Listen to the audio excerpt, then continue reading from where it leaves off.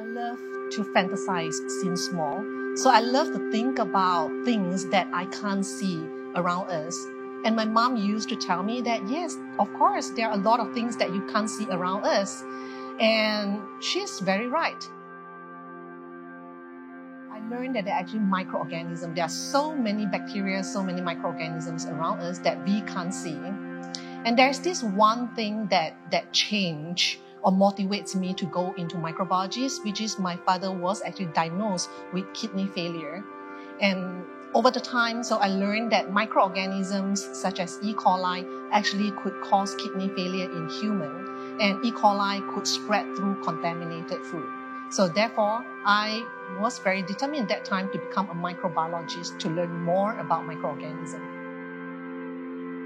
So I always wanted to be an artist. So I love to draw. I love to paint. So I actually spend days and nights, in front of a drawing pad and draw. So I even told everyone, my parents, my relatives, that I just want to do one thing, which is drawing. So although things have changed, I become a scientist, but I still find arts in science. So I draw in my daily job.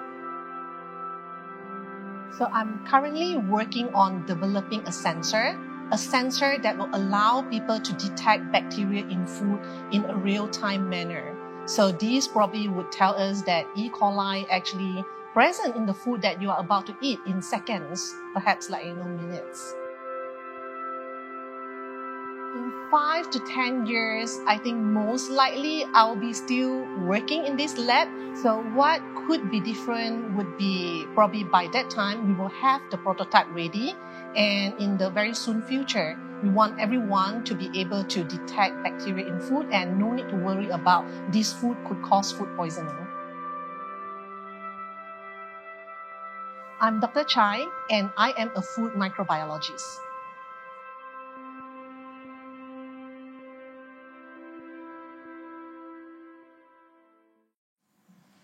How would you start your day? I'll start my day with a huge cup of coffee, 500 ml. How many cups of coffee do you drink every day? Oh, I'm a coffee addict. I drink at least 2 cups of coffee, sometimes 5. How's your day like as a scientist? As a scientist, it really depends very much. So when I have class, I will go into my class to teach. And after that, I probably come into the lab, do research, talk to my students, look at their work. And if I have meeting that day, then I'll probably travel for meeting at ministry. If I have consultancy work with industry, I probably will pay a visit to food industry to look at the problem that they have. And before I go to bed, I'll make sure that I read a lot of scientific paper, and I will spend at least 1 hour writing up the research paper that I actually work on. Do you read only scientific papers every day? Oh, of course not. I love reading. I love to read a lot of novel books fantasy, science fiction, horror, novel, and a lot more. I actually have a huge collection of all of these novels. What is the last book you read?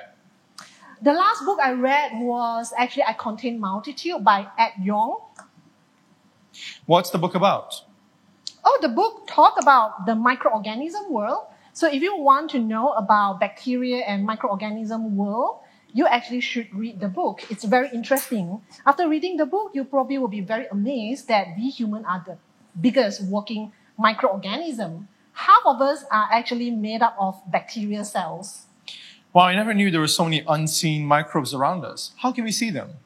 Oh, you can't see with naked eye. So of course you need this microscope under 1,000 times of magnification. So you will be able to see these teeny tiny bacteria. And the next thing you need probably is actually the agar media. That's something that I'm preparing right now to feed my bacteria. So the bacteria will be feed on this agar and they will grow overnight. So the next day you will see the million and billion cells of them growing on the agar surfaces. In that way, you will be able to see them. Can microbes see us? That's a very interesting question. So I always think about this question. I don't really think that microorganisms can see us.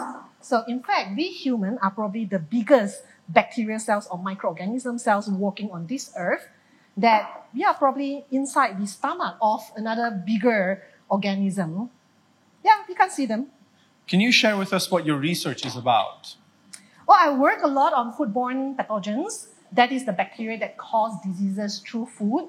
Other than growing them, so I'm trying to develop a sensor that will allow me to detect them in real-time manner. So that method actually is based on detecting the smell produced by bacteria. So different bacteria produce different smell. So in that way, I probably would have a sensor that smells your food and tell you, oh no, it's contaminated with salmonella. Wow, that is interesting. When can we get this product? Not so soon. We are now still in the very beginning stage of the research. Hopefully in 5 years' time, we will be able to have the first prototype. What's the most rewarding part of your work? The most rewarding part is when I see the happy face on my student or my industry partner that I actually help them to solve a problem, that I actually answer the questions that they have always wanted to know about. What is the most important value to you? For scientists or researchers, I think integrity is the most important.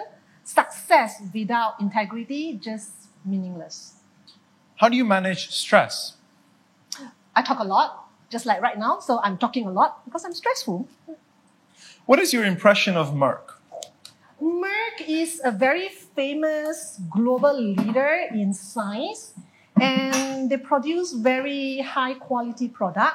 And I think that the company focus very much into ensuring sustainability in science.